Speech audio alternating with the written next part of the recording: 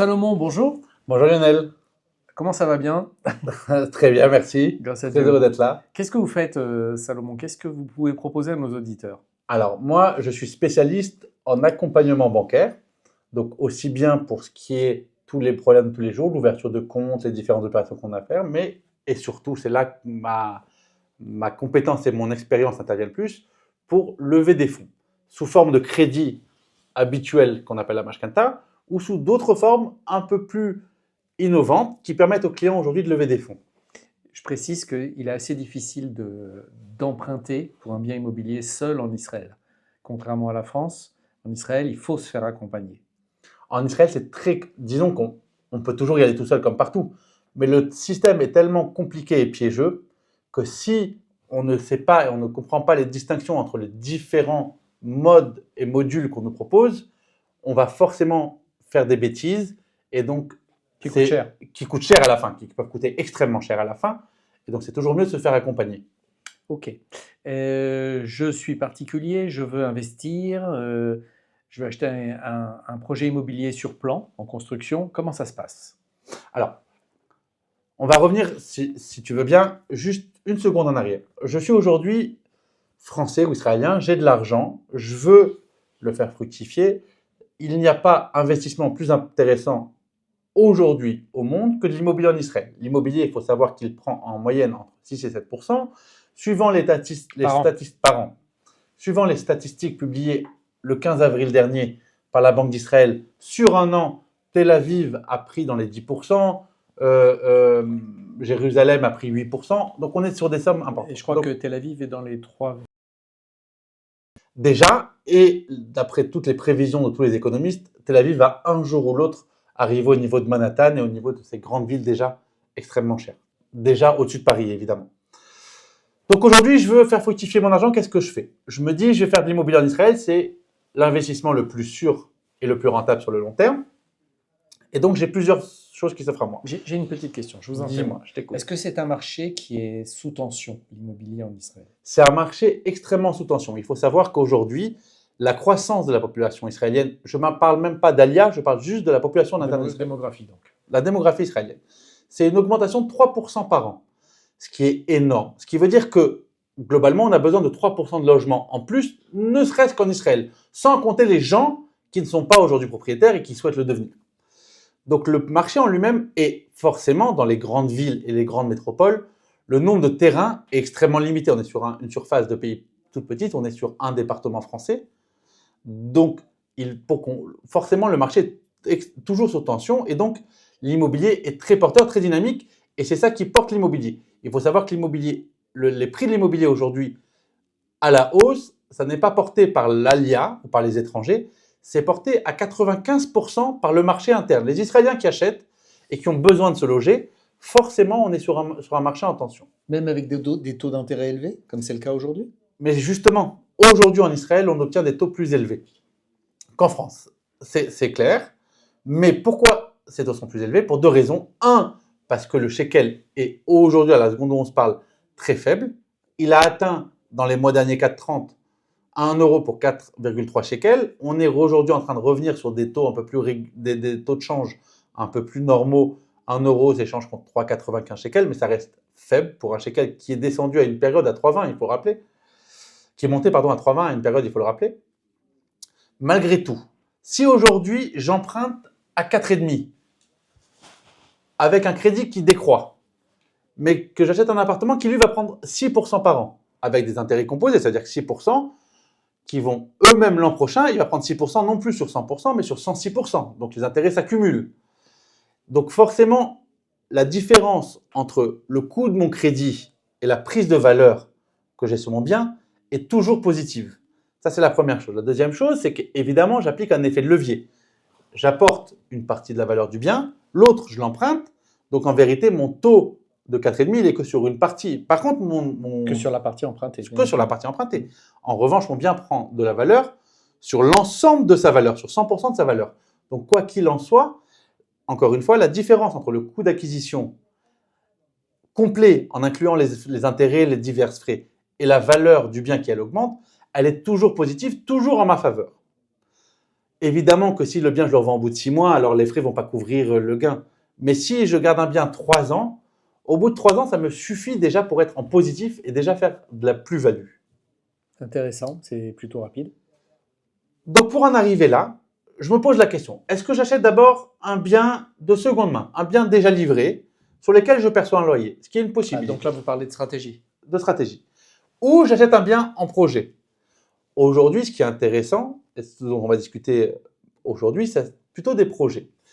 Le projet, aujourd'hui, pourquoi je parle du projet? Parce qu'en projet, la plupart des projets aujourd'hui me permettent d'apporter une valeur inférieure à la valeur réelle du bien. Je donne un exemple. J'achète un bien qui vaut 100, j'apporte 20 aujourd'hui et je paierai les 80 à la livraison. Donc, pendant toute la période de construction, prendre de la valeur sur 100% de sa valeur, moi, je n'ai apporté que 20%. Donc, sur mes 20%, j'ai en vérité créé 5 fois plus de valeur que la hausse de l'immobilier. Donc, c'est d'autant plus intéressant. Deuxième question qui se pose, c'est comment acheter? Aujourd'hui, j'ai 20%, j'ai pas 20%, mais j'ai du patrimoine. Quelles sont les méthodologies? La méthodologie évidente et claire, c'est j'ai l'argent, j'ai 20%, je mets l'argent, j'attends 5 ans et dans 5 ans, je paierai le reste, juste le temps de mettre en vente mon bien. Ça, c'est la première stratégie, c'est la plus simple. Aujourd'hui, il faut savoir on se propose en plus de ça une deuxième problématique. Depuis novembre 2021 est sortie une loi de la Banque d'Israël qui dit en tant que particulier, je n'ai plus le droit d'hypothéquer un bien A pour acheter un bien B. Donc c'est très simple. Soit je suis capable d'apporter cet argent. Donc l'effet de levier est supprimé en fait, c'est ça? L'effet de levier existe toujours puisque je n'ai apporté que 20% de la somme Ouais. pour acheter 100% de la valeur du bien. Ok.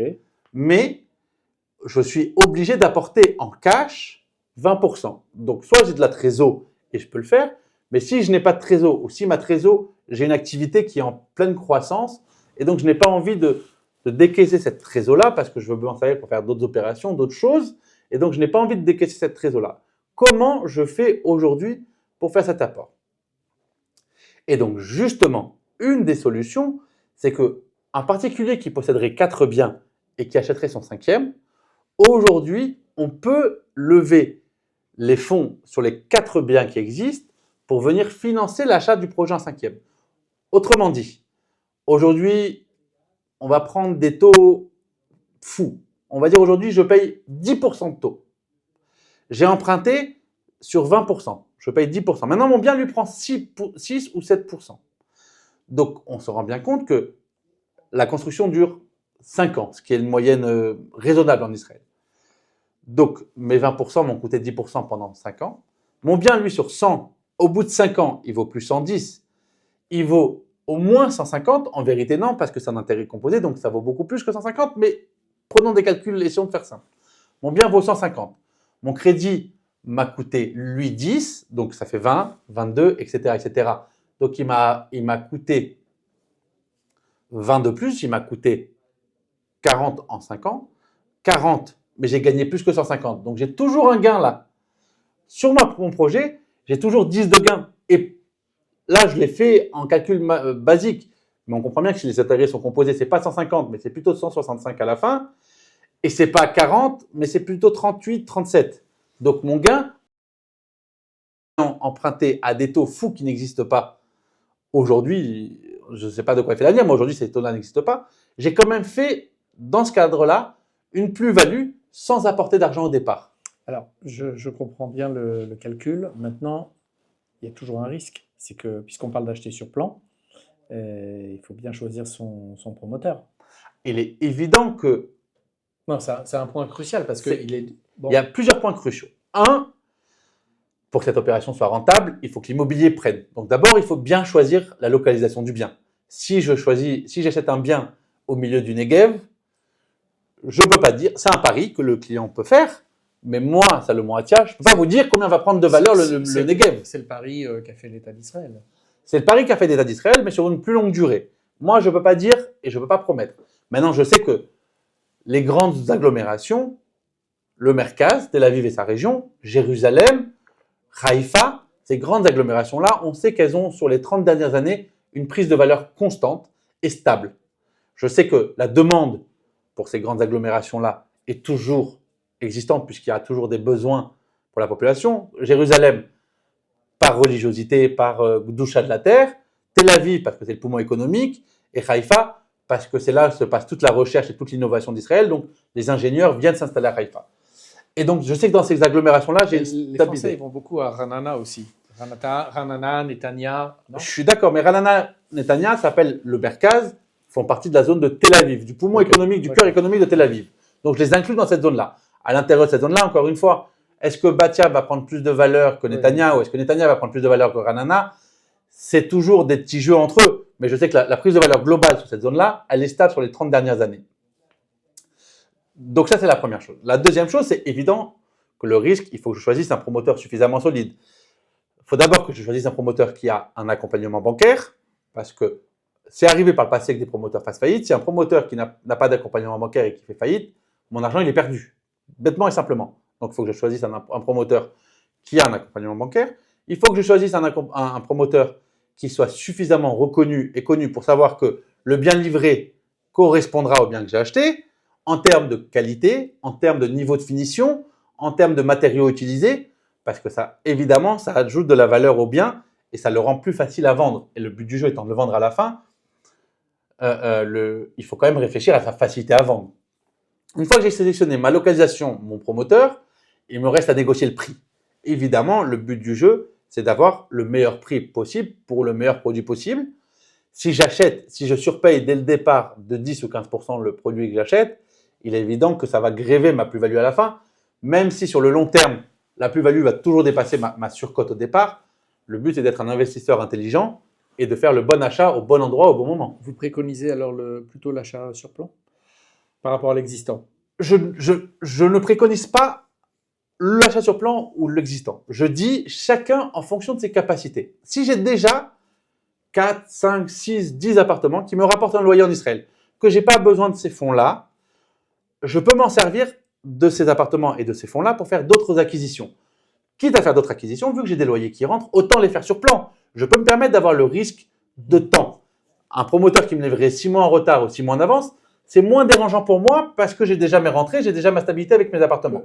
Si je fais un premier achat, alors sur mon premier achat, je réfléchis un peu différemment parce que ma capacité d'emprunt aujourd'hui et ma capacité d'emprunt dans 5 ans peut varier, que ma capacité financière aujourd'hui et ma capacité financière dans 5 ans peut varier, que les 6 mois de jeu du promoteur, ils peuvent me mettre à défaut dans un sens ou dans l'autre, donc je réfléchis différemment. Maintenant, encore une fois, je suis quelqu'un qui a déjà un certain nombre de biens en Israël, je veux faire fructifier, je veux augmenter mon patrimoine, je veux créer de la valeur sur la base de ce que j'ai déjà, alors le projet sur plan est évidemment une très très bonne solution si elle est bien faite. Je le répète, si elle est bien faite en termes de crédit, en termes de produits et en termes de promoteurs. Et de localisation. Et de localisation, évidemment. Très important en Israël. Hein. Évidemment. Très, très important.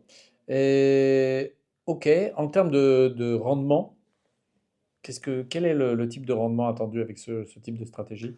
Alors, je reviens au choix de départ, à la discussion de départ. Si je suis quelqu'un qui possède 4-5 biens, que sur ces 4-5 biens, je vais m'en servir pour financer l'achat d'un nouveau bien. Si je prends, pour schématiser, je prends le coût du crédit, donc pendant les 5 ans jusqu'à la livraison, que je vais financer à travers les loyers que je perçois déjà, par rapport à la plus-value que je vais faire, et en prenant des plus-values raisonnables, aujourd'hui, je peux raisonnablement espérer multiplier la somme que m'a coûté mon investissement sur les 5 ans, la multiplier par 3 à 6, suivant la localisation du bien, suivant la prise de valeur, suivant tout ça. Ce qui veut dire que si je passe en intérêt composé, sur des intérêts composés, vu que mon argent n'a pas été déboursé en une fois, m'a été déboursé petit à petit pendant les 5 ans, je vais revenir sur des intérêts composés à 2 chiffres.